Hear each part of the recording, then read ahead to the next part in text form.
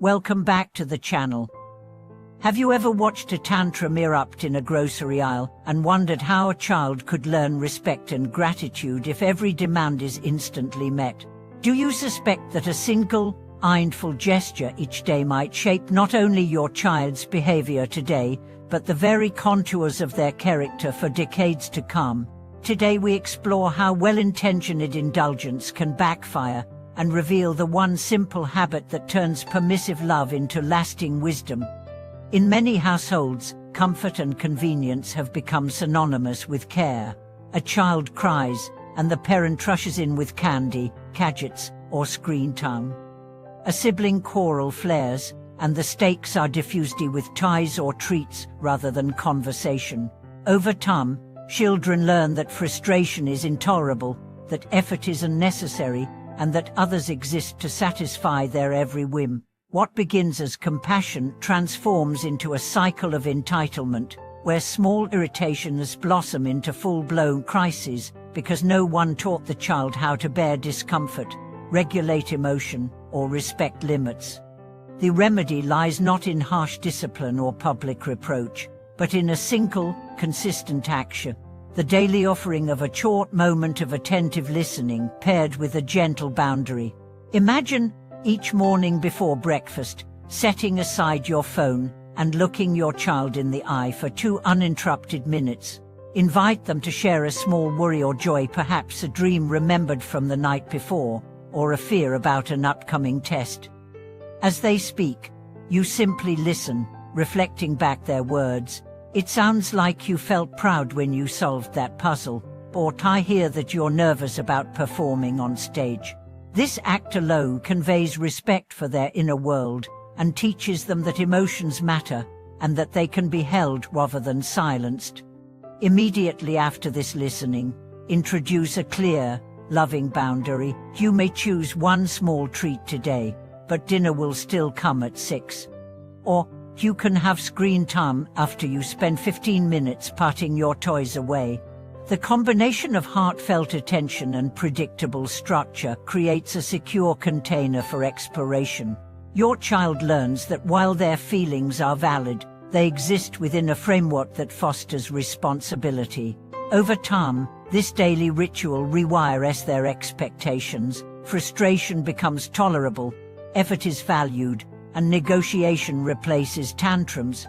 Consider the story of Lily and her father Mark. Lily had grown accustomed to demanding a new toy each time she visited the store, and each tantrum ended with Mark's weary capitulation. After reading about mindful boundary setting, she began each trip by kneeling to Lily's level, asking her to name one thing she was grateful for that morning.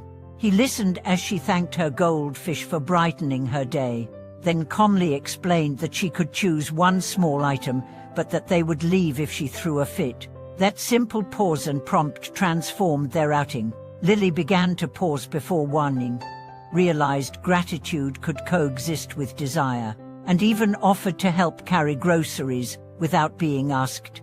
Parents around the world have adapted this exercise: 2 minutes of focused listening, followed by a firm yet gentle limit, and observed extraordinary shifts. Children learn that their voices are heard without needing to escalate, and that parental love does not crumble in the face of boundary enforcement. Siblings compete less for attention when each knows they have a daily appointment for sharing, and bedtime battles ease when the same ritual concludes the day, recounting one challenge overcome, then switching off the light with the understanding that tomorrow brings another chance. As you integrate this approach, you'll find its effects ripple beyond the parent-child bond. In classrooms, teachers who adopt the listen then limit technique report calmer students and more enthusiastic classroom participation. In friendships, adults who practice this habit discover that conflicts diffuse when each party feels genuinely heard before a solution is proposed. The simple architecture of attention plus structure emerges as a universal formula for nurturing respect, resilience, and reciprocal care. In the chapters ahead, We will dive into real-world anecdotes from a single mother in Detroit who transformed her son's defiance into cooperation, to a daycare center in Tokyo that replaced tumoutus with listening circles, and unpack the neuroscience behind why 2 minutes of focused presence reshape neural pathways of empathy and self-regulation. You'll learn how to customize the ritual for toddlers, tweens, and teens, how to recover when the practice falters, and how to turn these brief daily exchanges into the bedrock of lifelong mutual trust. May this simple practice illuminate your home, turning each small action into a cornerstone of your child's character.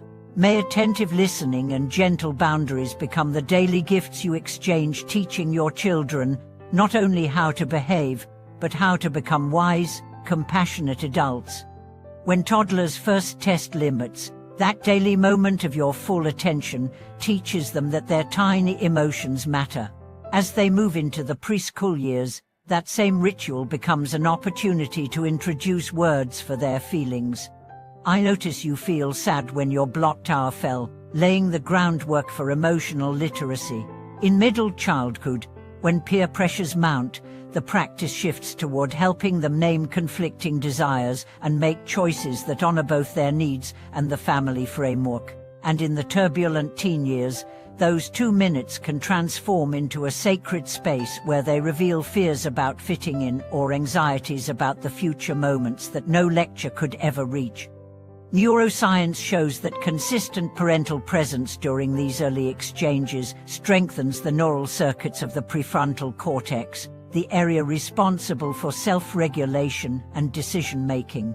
Every time you reflect your child's feelings back to them, you activate mirror neurons that wire their brains to feel seen and understood. Simultaneously, setting a clear boundary recruits the neural pathways of the anterior cingulate cortex, which governs impulse control. Over months and years, these repeated micro-moments accumulate into a resilient capacity to bear frustration, resist unhealthy impulses, and choose productive actions even under stress. Consider the experience of Maria, a single mother in Sao Paulo, whose 9-year-old daughter Anna struggled with outbursts every time she lost a game. Instead of scolding or confiscating towers, Maria began their ritual by asking Anna to describe what she felt in her chest when the block stumbled. Anna whispered that she felt hot and mad, and Maria simply nodded, then gently reminded her that while anger is okay, throwing pieces across the room was not. They agreed that Anna could reset the game only after pausing to take 3 calming breaths. Within weeks, Anna began self-soothing before eruptions, and even helped explain the rule to a friend who also felt discouraged. In rural Kenya, a father named Joseph found his 2-minute check-in transformed his relationship with his teenage son, Ibrahim, who had grown distant after starting high school in the capital. Each evening, Joseph would leave his work in the fields and sit beside Ibrahim under the acacia tree. Sometimes Ibrahim spoke, often he remained silent. Yet Joseph persisted, gently recounting something he admired in his son, his dedication at school or his kindness to the goats, and then restating a simple boundary about chores or curfew. Over months, Ibrahim began to open up about the isolation he felt away from home. That ritual laid the path for deeper honesty and mutual respect, preventing a drift into rebellion. Of course, even the best-intentioned parents miss days. When you forget your 2-minute moment, and your child later lashes out, it is crucial not to let guilt prompt frantic overindulgence. Instead, use the opportunity to model humility, apologize briefly, "I'm sorry we didn't have our chat this morning," and offer to make time later, perhaps before bedtime. By demonstrating that even adults can falter, yet still honor their commitments, you teach resilience and integrity more powerfully than perfection ever could. As siblings come into the picture, you can adapt the ritual into a mini family council. Gather your children and invite each to share one small triumph or trouble, ensuring every voice is heard for exactly 2 minutes. Then, as a family, co-create a simple, shared boundary, be it a bedtime, a screen time limit, or a chore schedule. This collective practice fosters mutual accountability and reduces rivalry, as each child learns to both speak and listen in turn. In multicultural households, the same 2-minute structure bridges language and cultural gaps. In Toronto, a Chinese-Canadian mother and her Indigenous Canadian partner used the ritual to weave together two heritages. In the early days, their daughter Hailey alternated between English and Mandarin when naming her feelings. Her parents listened patiently, then introduced a third term in Ojibwe for gratitude. Over time, Hailey's emotional vocabulary became a living tribute to all three cultures, reinforcing her sense of belonging and respect for diversity. To sustain this practice over the long haul, consider keeping a simple log, a few lines in a notebook or an app on your phone. Record the date, your child's age, and a brief note on what emerged in that day's exchange. Not as a chore, but as a reflective tool. Over months you'll see patterns in their concerns, notice growth in their self-expression, and discover when to adjust the boundary to match their maturing autonomy. Ultimately, the power of this 2-minute ritual lies in its combination of heartfelt presence and clear expectations. It teaches children that they are valued even when inconveniencing adults, that emotions can be experienced without fear, and that structure exists to support rather than constrain their growth. As they move into adulthood, they carry forward a secure sense of self-worth and the confidence to navigate challenges with grace.